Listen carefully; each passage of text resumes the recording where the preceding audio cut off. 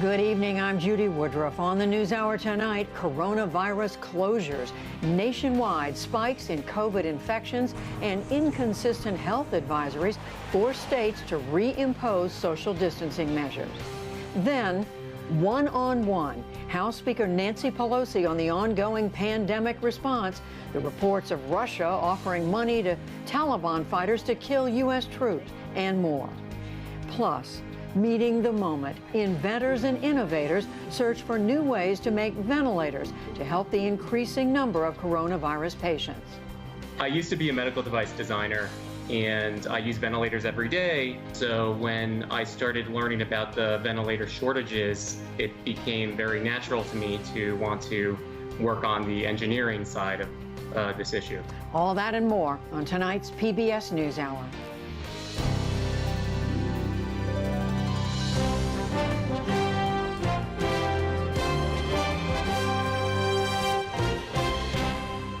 Major funding for the PBS NewsHour has been provided by... Since our beginning, our business has been people and their financial well-being. That mission gives us purpose and a way forward, today and always. For 25 years, Consumer Cellular's goal has been to provide wireless service that helps people communicate and connect. We offer a variety of no-contract plans, and our U.S.-based customer service team can help find one that fits you. To learn more, visit consumercellular.tv. Johnson & Johnson.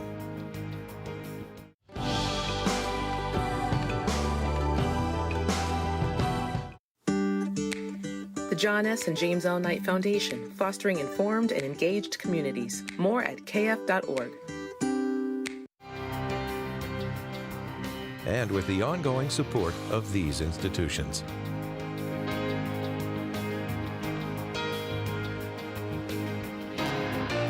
This program was made possible by the Corporation for Public Broadcasting and by contributions to your PBS station from viewers like you. Thank you.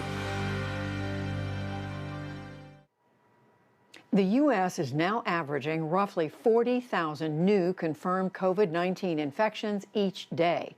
The caseload is more than double this month in at least 10 states, mostly in the South and the West.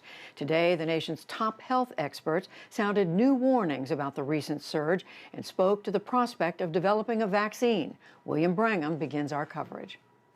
With multiple states seeing new spikes in coronavirus cases, the Senate heard caution today from the nation's top infectious disease expert. I would not be surprised if we go up to 100,000 a day if this does not turn around, and so I am very concerned. Dr. Anthony Fauci testified at a hearing alongside other members of the federal COVID-19 response team. Fauci did say he was hopeful about a vaccine coming by this winter at the earliest. There is no guarantee, and anyone who's been involved in vaccinology will tell you, that we will have a safe and effective vaccine, but we are cautiously optimistic. Dr. Robert Redfield, director of the Centers for Disease Control and Prevention, called this virus the greatest public health challenge in a century. Daily cases are increasing after an extended decline. We're seeing significant increases in the southeast and southwest regions of this nation.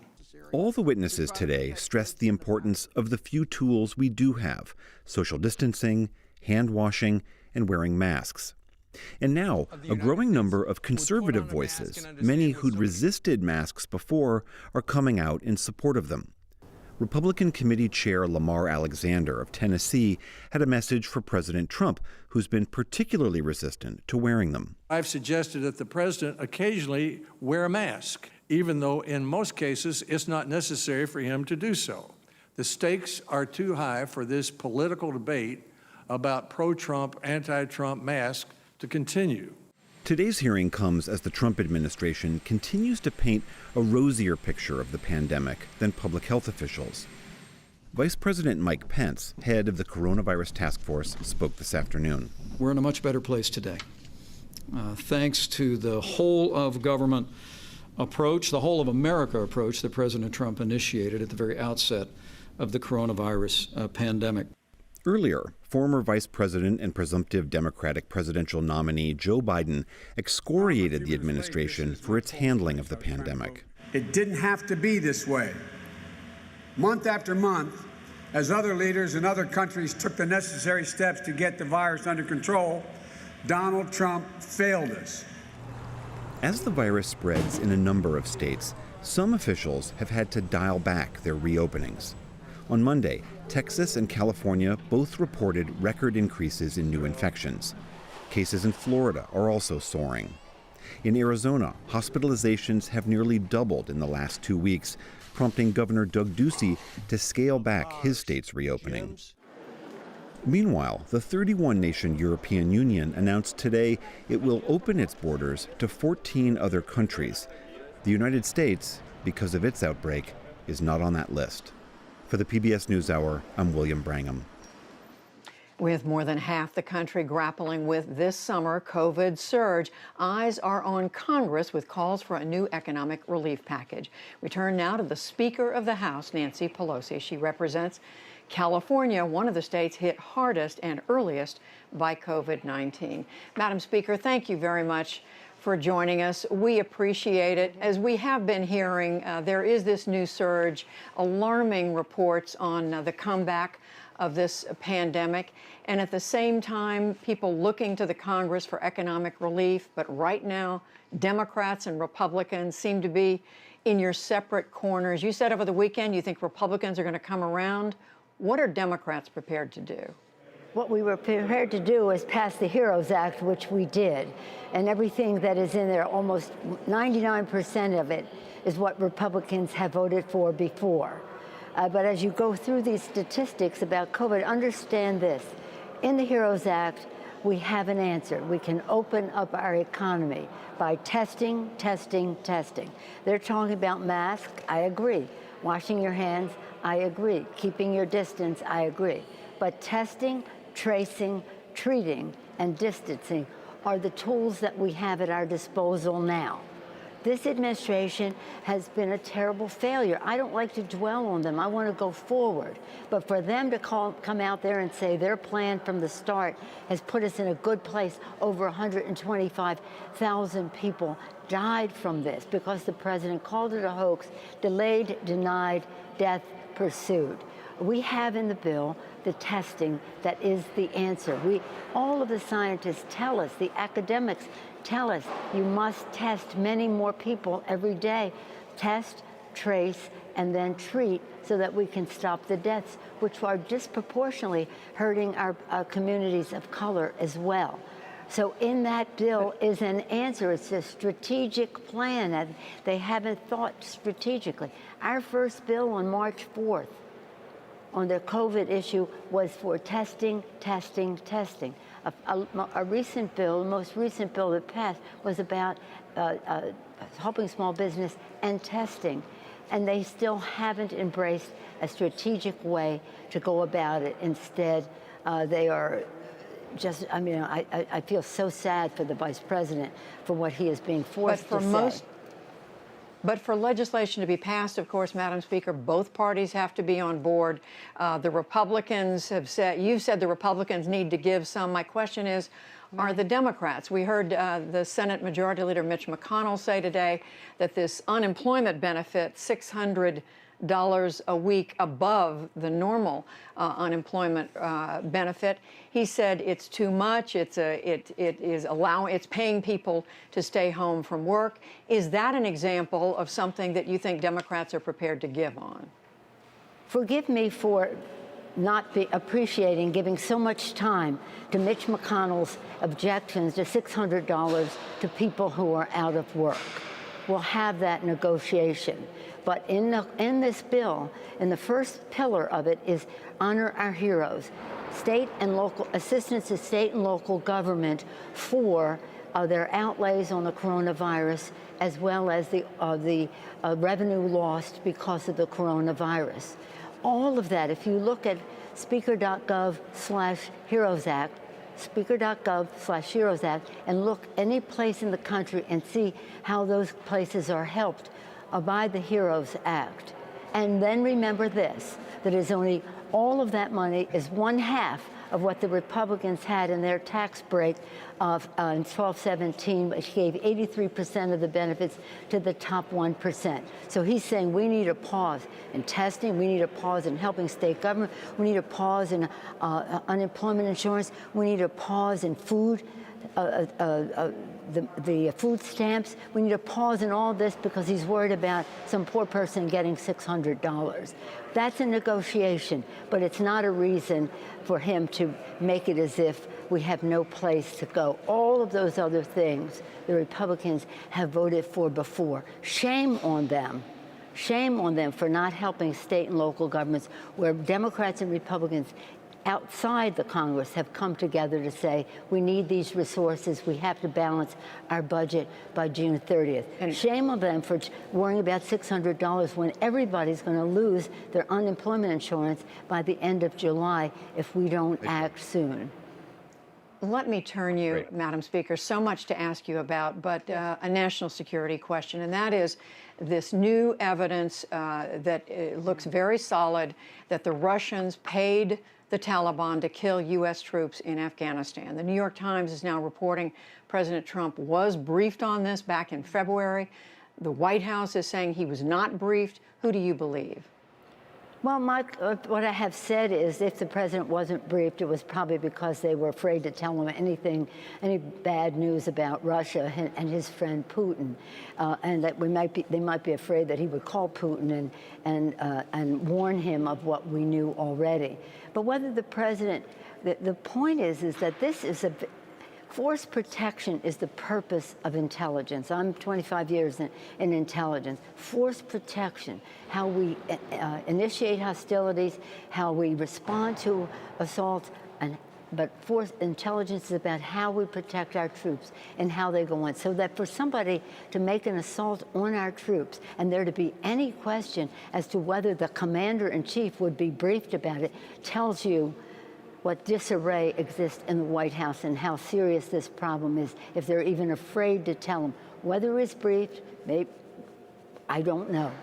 You hear two different schools of thought. It was in his, well, I won't go into any of it. It remains to be seen. We'll have a briefing in the Gang of Eight tomorrow. There'll be a briefing in the Intelligence Committee. I've asked for a briefing for the entire Congress of the United States, and perhaps we'll learn more. But what we do know is if he were not briefed, he should have been, and if he were not, why wasn't he? Because all roads lead to Putin with him, and what does he have on the president that they would withhold that information from him? Someone you know very well, former Defense Secretary Leon Panetta, said today that for the sake of American lives lost because of this, someone has to be held accountable. Who do you think should be held accountable? We have to, again, we have to get the facts of all of this. But the fact is, the buck stops with the President of the United States. And if information was withheld from the commander-in-chief because they were afraid to tell him about his friend Putin, that's quite an indictment. But let's do this. Let's protect our troops. Let's make sure that this can't possibly continue to happen. Our men and women in uniform, we owe them so much. And you think force protection would be just such a given, and that the White House would be in such disarray about when they knew and who they knew and what they told the president and when. But this is, when we get more information, I'll be able to label it appropriately. But it should never, ever be the case that a president of the United States would have awareness of it, or his White House would have awareness of it and not act upon it. Another important issue to ask you about, Madam Speaker, and that's police reform. As you know, the House has passed legislation. The Democrats, the Senate Republicans tried and failed. Right now, the two sides seem very far apart. Are you and other Democrats going to reach out, given the urgency of this, to Republicans to try to find common ground? Well, that's up to the Senate Democrats. I think that, first of all, when you're in a negotiation and the other side wants nothing, it's hard to negotiate, right? What leverage do you have? They won't yield on anything because exactly what their bill is was nothing. It made no difference. They have language, which is like ours, but they have no deeds, and so it won't make a difference. So it's up to them to negotiate with the Senate Democrats so they can have something that they could pass in the Senate. They don't have anything that could pass in the Senate, much less pass in the House. So that's up to them to do their negotiation there, and then we can find our common ground. But we cannot, I mean, the message that would go out from to the country, if the Senate Republicans said this is all you're going to get, rhetoric and no results. And in your view, is there going to be, is something going to happen on that? Because the American people look at the protests that happened around this country just days ago. So far, Congress has done nothing. Well, Congress has done something. The House of Representatives has passed the Justice in Policing But no Act. legislation's been passed. Well, the Senate has not acted in a way that makes a difference. So the question is for the Republicans in the Senate, are they willing to have a negotiation with the Democrats in the Senate, and then Congress will work its will from there. But we're not going to negotiate as to how many chokeholds would be a compromise between the House and the Senate. No, that's not going to happen. You know, we ban chokeholds, they don't. Are we supposed to negotiate what common ground we might find? No chokeholds. That's our position. But that doesn't mean there couldn't be some other areas where we might have some negotiation, but that's up to the. Mitch McConnell has called himself the Grim Reaper, that any legislation that goes over there will die in the Senate cemetery. It's a most unfortunate metaphor or analogy to use when people are dying because of the coronavirus, and he will not engage in testing, tracing, treating, and distancing with a strategic plan, where he will not open up to real negotiations on what we do about ending police brutality, recognizing that many of our men and women in blue honorably perform their duties, but some don't, and that has to stop. McConnell wants a pause. He wants a pause. Well, a pause isn't happening in hunger in America, where people are going to food banks who never thought they would. Rent is not pausing in America, and we passed a bill to help with that, but the Grim Reaper is going to put a stop to that, a pause to that. So I do believe that they understand that if we don't act to invest in our economy soon, the consequences are going to be even worse than they are now. Don't take it from me. Just ask the chairman of the Fed, who testified to Congress to that effect. Just talk to the chairman, the Secretary of the Treasury, who knows that we have to do something. But again, they don't want to admit the consequences of COVID, so they don't want to do testing. They don't want to admit the consequences of COVID, so they don't want to honor our heroes in this and compensate for the dollars spent and the revenue lost. So it is, there's a big difference here. But you know what? We have to put the other stuff behind us, go forward, and as you say, try to find the common ground that is necessary to meet the needs of the American people, to open our economy, to honor our heroes, to put money in the pockets of the American people. And when we do so, we're also going to be fighting for voting at home in the court. Now, don't forget, speaker.gov/Heroes Act. Look up and see how much money is spent in any region in the country you've ever lived, and then understand it's 1/2 of what they spent on their tax scam, benefiting 1% of the population with no stimulus to the economy except heaping billions of dollars of debt onto our children. $600, please. House Speaker Nancy Pelosi, thank you very much. Thank you, Judy. Lovely to see you.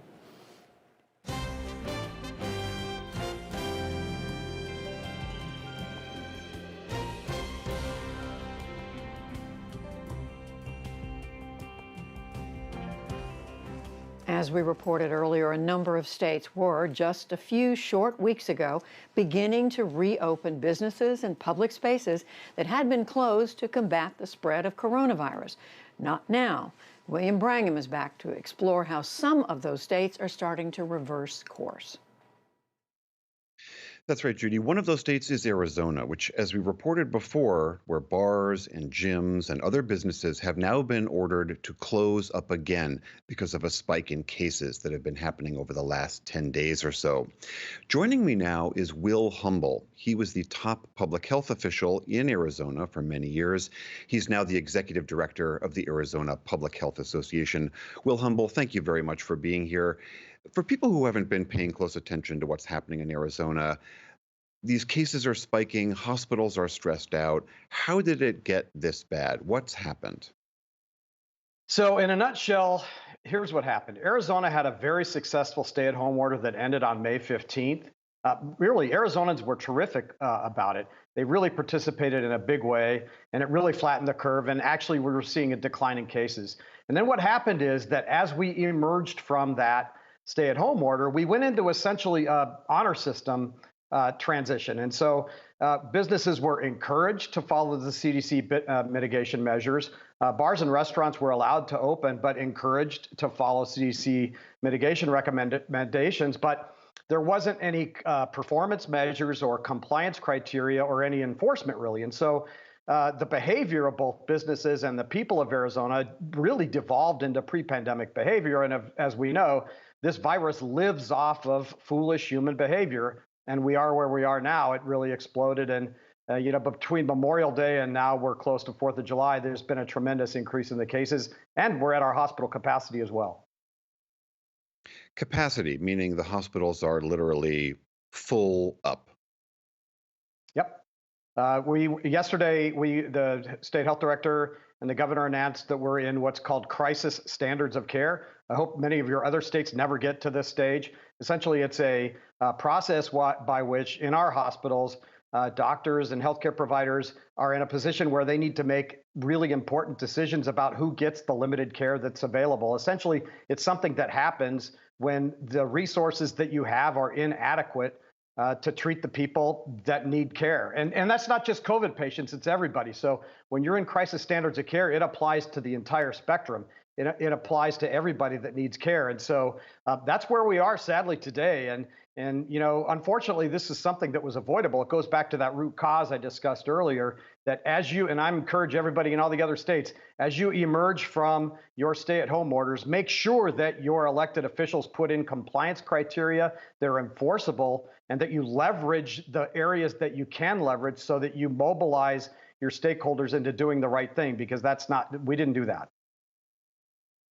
I'm just thinking about you're describing this position that doctors and nurses and hospitals in Arizona are faced with now, of having to make these really horrendous decisions about who gets care and who doesn't, if it's that stressed. These are the kinds of things we saw happening in New York and New Jersey in the early parts of the pandemic, and now they're happening 6 months on. I mean, what are you hearing from hospital officials? They must be in a terrible state. Well, at the boots on the ground level, in the emergency departments and on the floors and in the intensive care units, they're just exhausted already. I mean, this has been going on for a few months now, and now they see that we're in crisis standards of care with really no end in sight. And so, number one thing is just exhausting. There have been actually 2 sets of letters that more than 1,000 physicians signed in Arizona to the governor, urging him to take action earlier, to put in some performance criteria, throughout the month of really at May and into early June.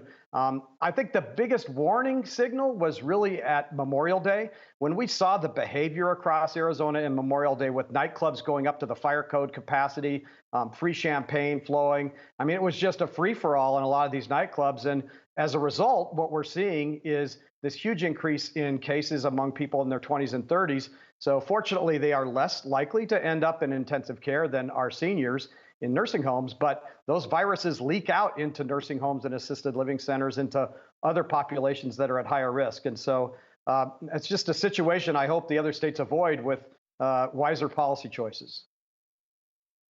Indeed, we hope that your example in some way can be some sort of guidance for them as well. Will Humble, Executive Director of the Arizona Public Health Association, thank you so much for your time. Good evening. Thanks.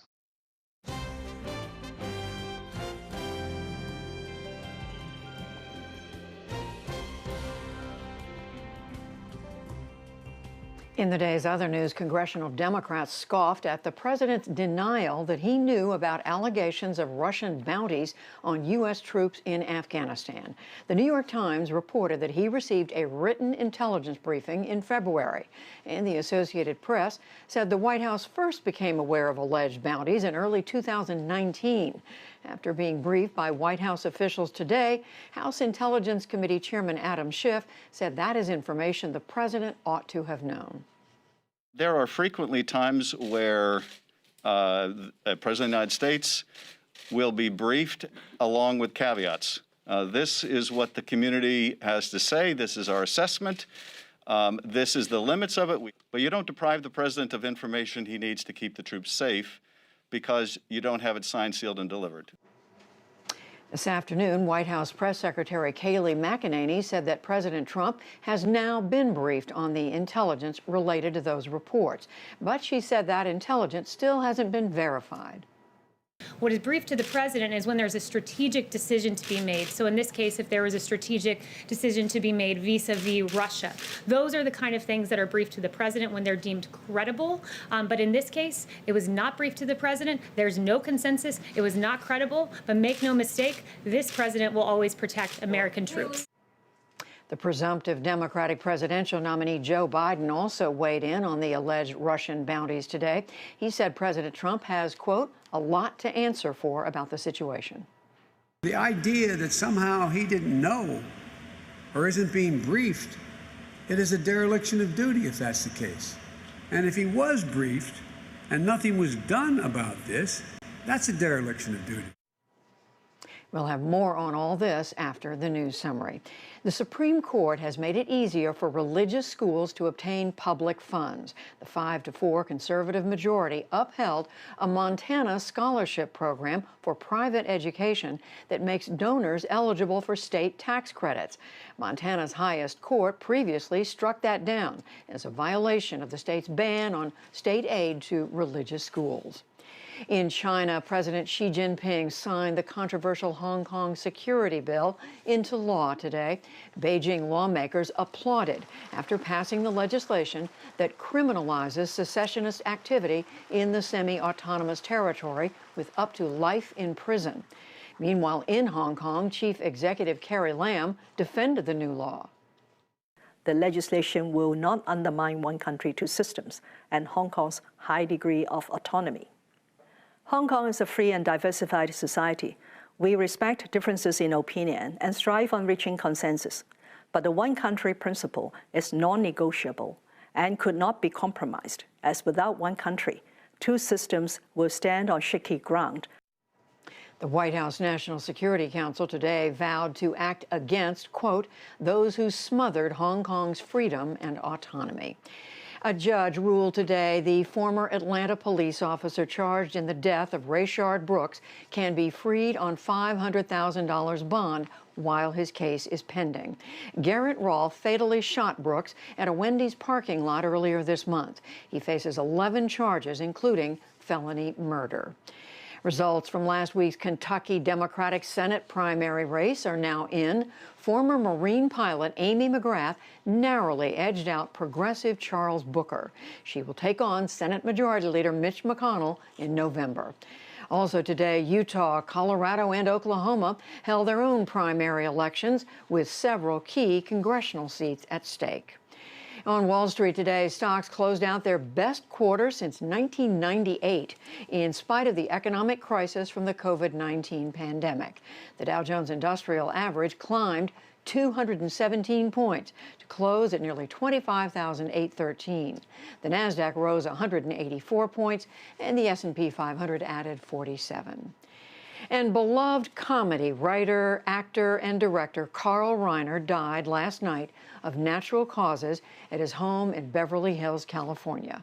Reiner's prolific career spanned 7 decades and touched virtually every entertainment genre, from television to Broadway theater.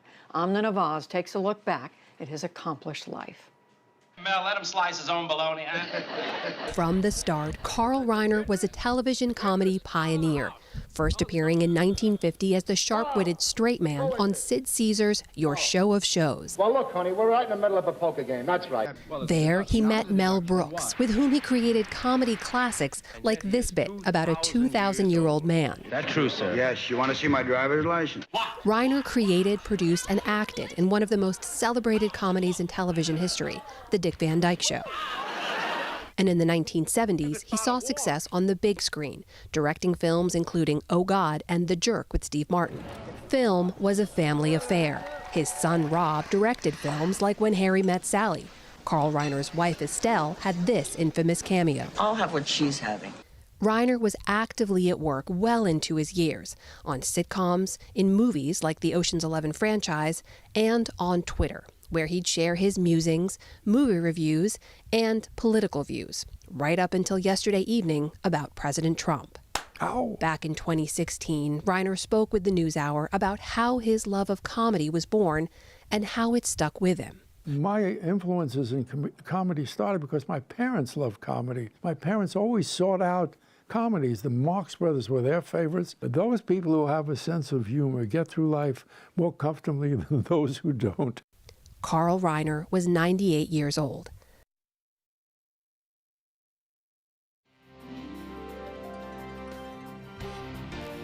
This is the PBS NewsHour from WETA Studios in Washington and in the West from the Walter Cronkite School of Journalism at Arizona State University.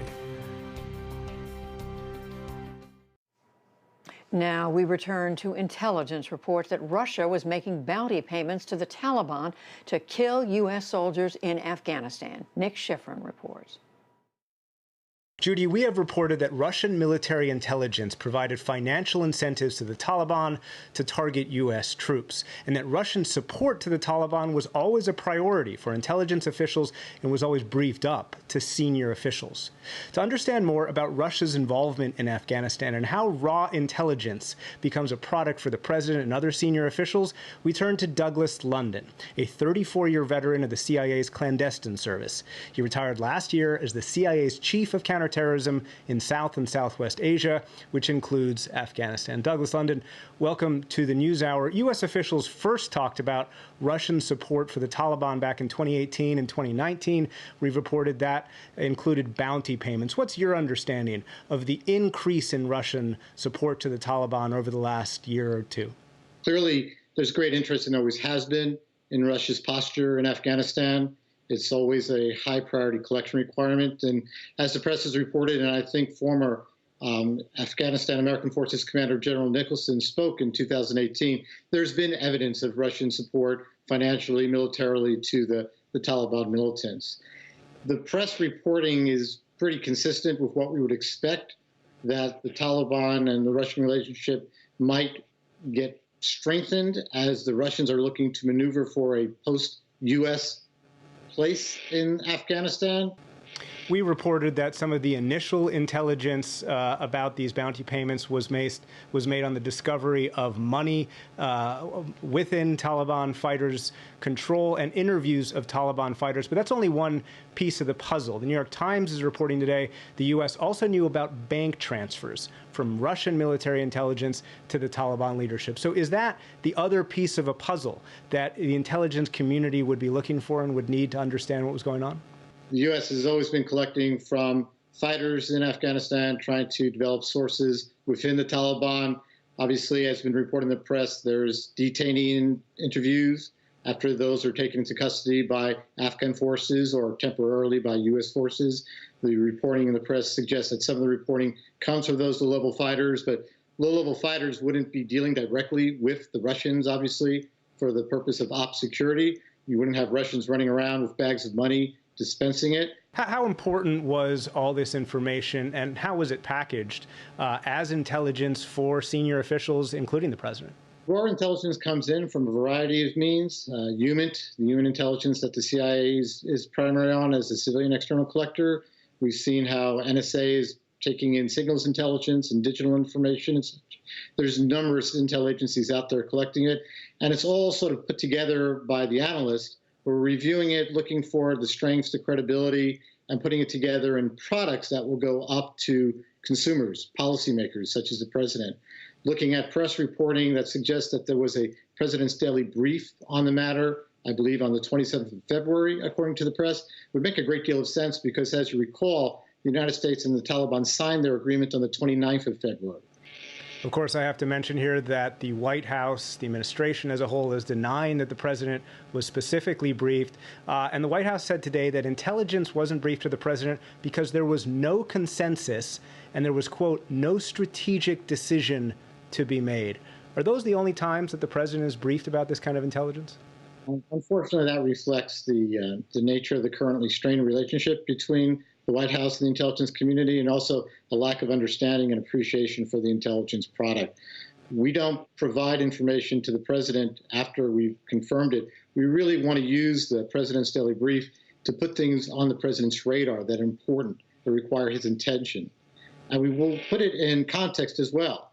Even if there's lack of great consensus among the community, that's going to be reflected in the product's brief to the president. So the president will be advised that something as significant and sensational really as Russian material and financial assistance to the Taliban for targeting U.S. troops would have been brought to his attention with all the proper caveats and qualifiers. We wouldn't wait for there to be consensus.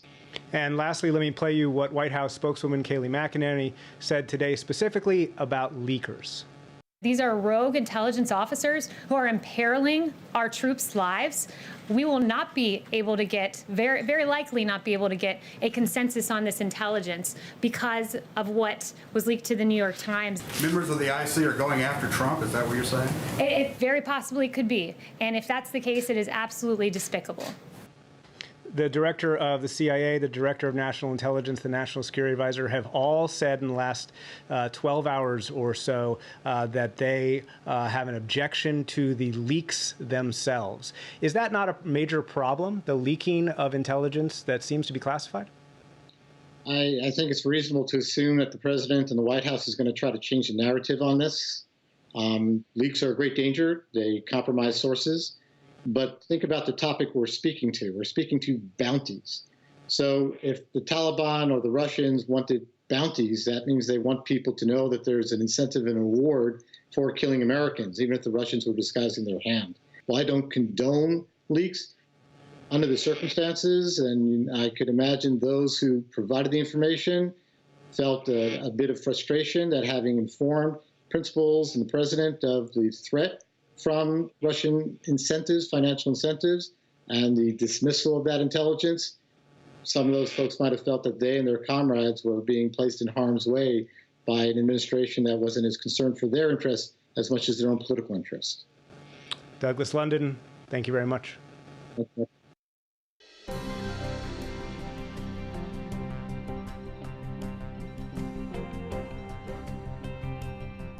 The pandemic is forcing innovation. John Yang explores a competition to make better ventilators. It's part of our Breakthrough series covering invention.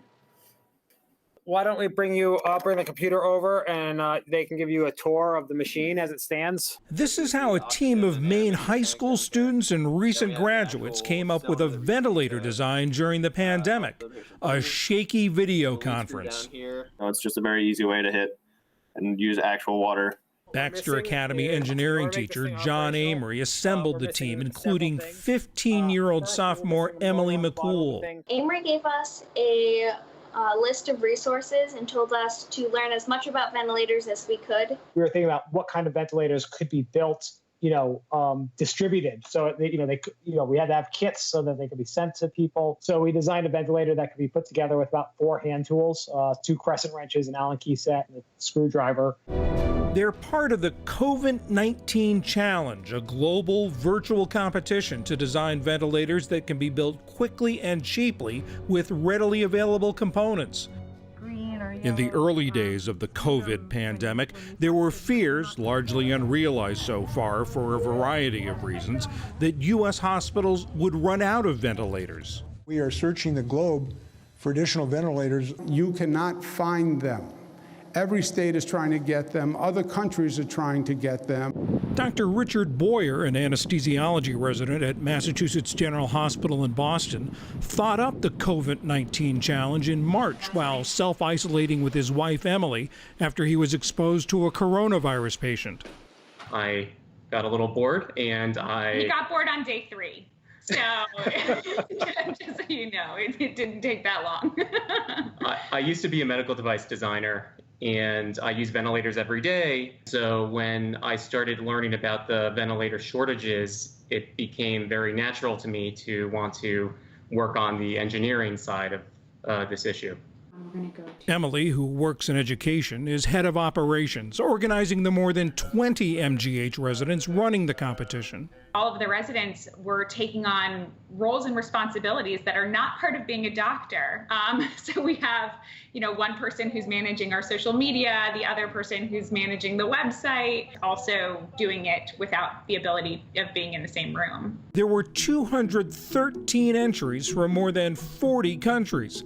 A team of medical and technical experts selected 7 finalists.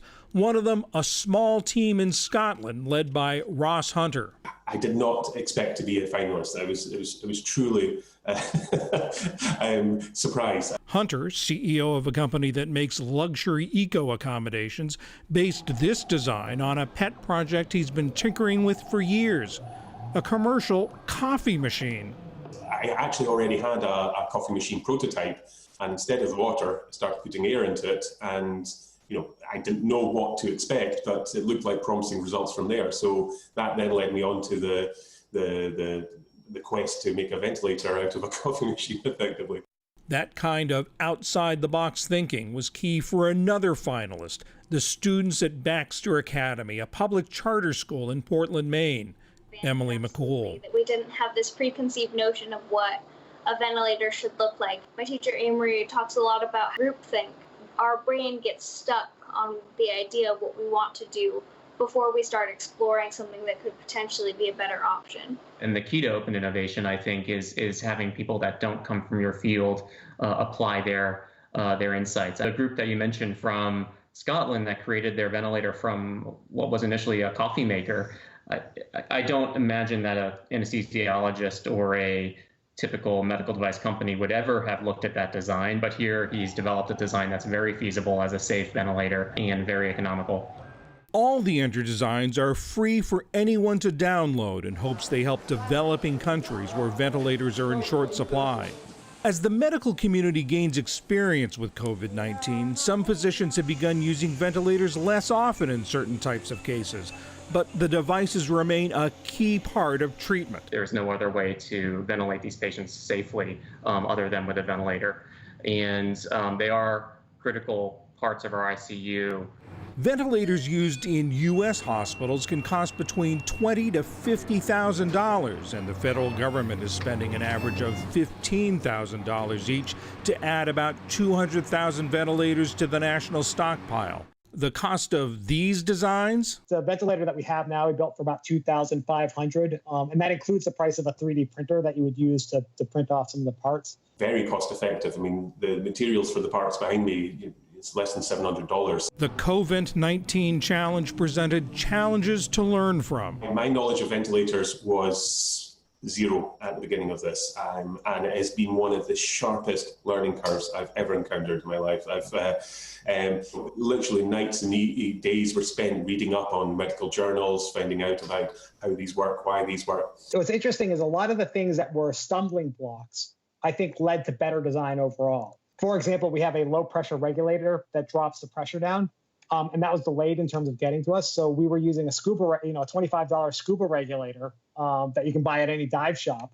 And it also served to inspire. We're dealing with so much distress in the world, from economic stress, from political and social stress, from obviously the stress on our healthcare system and people losing loved ones every day, for people to commit themselves to so much to something, to a goal, and to see it come to fruition is incredibly inspiring. We were doing our presentation, and I was thinking they've heard rocket engineers and PhD candidates speaking, and I'm a 15-year-old. I just learned how to start driving a car. I try not to think of it as we're pitted against each other, but being in the same collaborative space as those voices is a really great opportunity. And even if neither of these teams is the winner announced on Wednesday, they have already gained and given so much. For the PBS NewsHour, I'm John Yang. Starting from this side, we take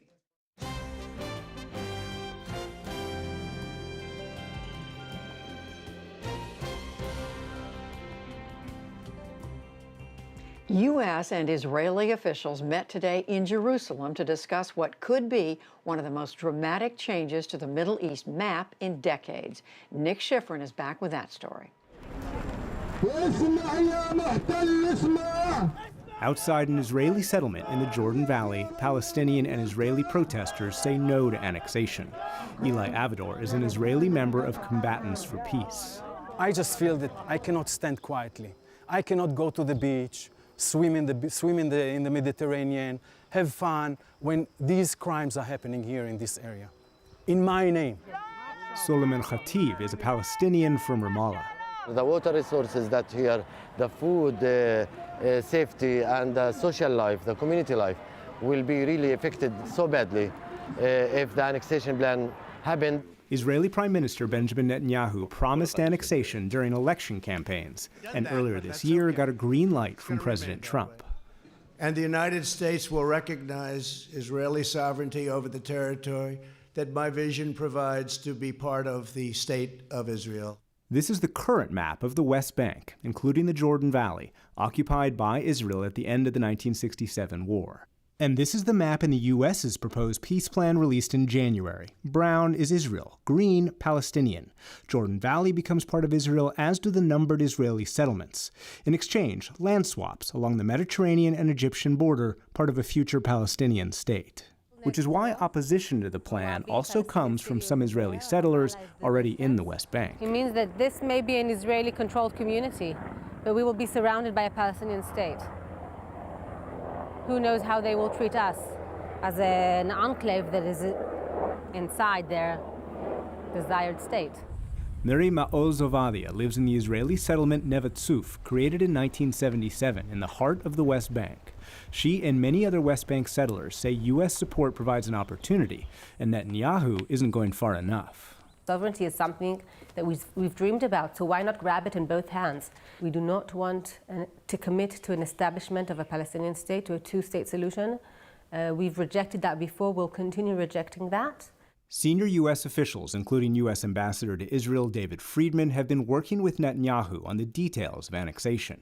The administration calls annexation an Israeli decision, but the two sides haven't yet agreed on how much Israel will annex. And today, Netanyahu said he would continue talks with the U.S., quote, in the coming days. The settlers who support annexation say the fear of a Palestinian state is exaggerated.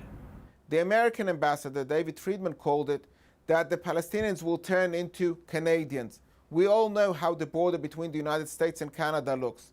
If that's the border that Israel is going to have with this Palestinian entity, I think we're all willing to settle for it. Oded Ravivi is the mayor of the Efrat settlement, with a population over 10,000. He says the Trump plan answers Israel's security concerns. I've been assured that what President Trump means is going to be an entity which won't have its own army and won't have control over its borders. Palestinian leaders say that's not good enough and call the plan immoral. And it's not a question of how much they will annex. The whole issue is annexation itself. You cannot be a little bit pregnant. You cannot be a small thief or a big thief. Theft is theft. It's illegal. Hanan Ashrawi is a longtime Palestinian leader who says the U.S. is not an honest broker after moving the U.S. embassy to Jerusalem, endorsing Israel's annexation of the Golan Heights, and cutting funding to the UN agency that assists Palestinians. The Palestinian Authority has tried to pressure Israel by breaking off security cooperation. 30,000 Palestinian police and intelligence officers stopped communicating with Israeli counterparts. Civilian coordination has also stopped. You cannot ask us to be bound by agreements that Israel has totally shattered and destroyed and that the US has totally shredded.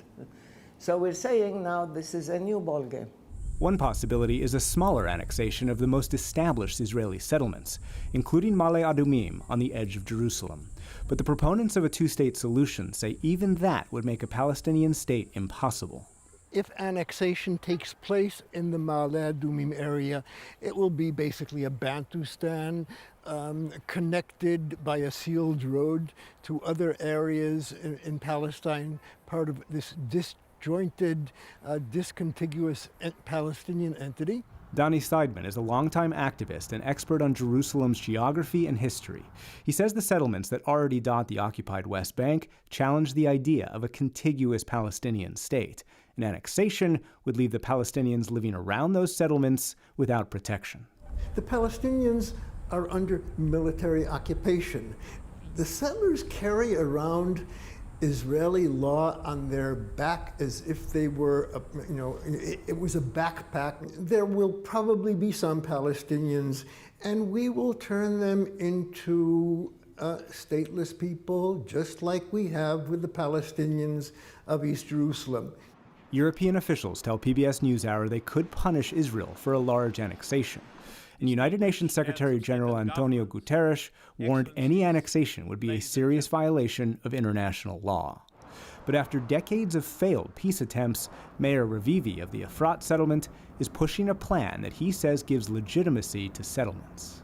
Maybe by looking at the conflict through a different perspective, maybe by giving it a different way of negotiation, we'll be able to create a better reality and not just oppose it because it's something different that hasn't been brought to the table up until now. But the UN says annexation remains illegal, and even at this 11th hour, it's not clear how far Israel will go. For the PBS NewsHour, I'm Nick Schifrin.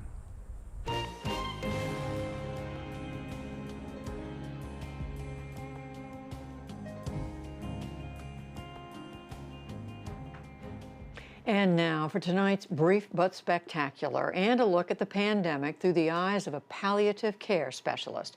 Dr. Diane Meyer is the director of the Center to Advance Palliative Care in New York City.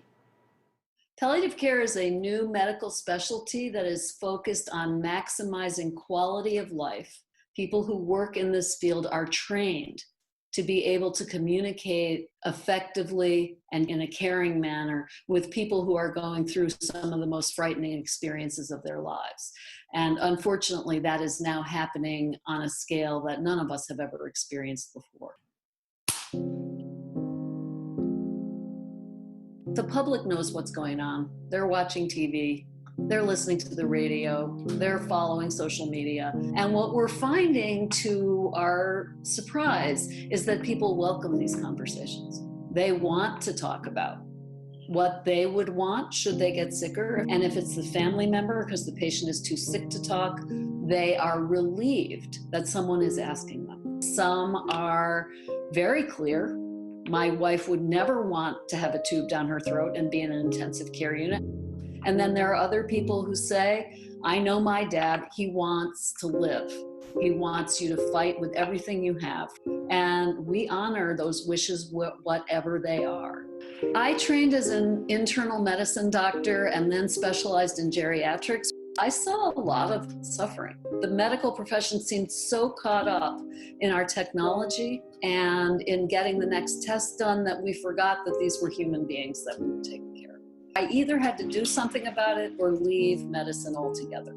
And I, along with colleagues, got some grant money and started a palliative care program at our hospital. I run a national organization which is located in New York City, and that is my full-time job until now, until COVID-19. Now I am all hands on deck, contributing my time to those conversations with patients and families by phone that frontline clinicians don't have time to have. We're also trying to help families talk by phone or by tablet with their loved one in the hospital and helping to coach them about how to do that. because it's very hard to talk to someone that you can't see and who may not be able to answer you, either because they're on a ventilator or they're too sick, that even when people are sedated, they can hear and they want to hear your voice. And things that are important to say should be said. Things like, thank you for being my father. Please forgive me for things I did that hurt you. I love you. And when it's time, goodbye.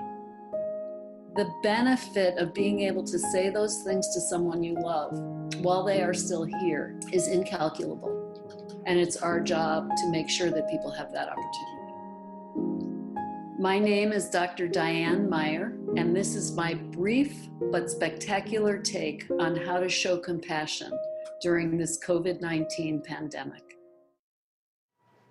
So thankful for what she is doing. And you can find all of our brief but spectacular segments online at pbs.org/newshour/brief. And that's the News Hour for tonight. I'm Judy Woodruff. Thank you. Please stay safe, and we'll see you soon. Major funding for the PBS NewsHour has been provided by... When the world gets complicated, a lot goes through your mind. With Fidelity Wealth Management, a dedicated advisor can tailor advice and recommendations to your life. That's Fidelity Wealth Management. Consumer Cellular. Johnson & Johnson. Financial services firm Raymond James. Carnegie Corporation of New York, supporting innovations in education, democratic engagement, and the advancement of international peace and security at carnegie.org.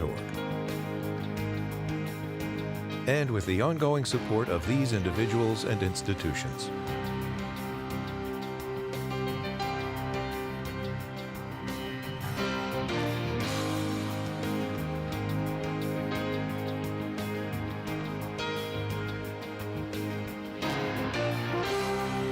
This program was made possible by the Corporation for Public Broadcasting and by contributions to your PBS station from viewers like you.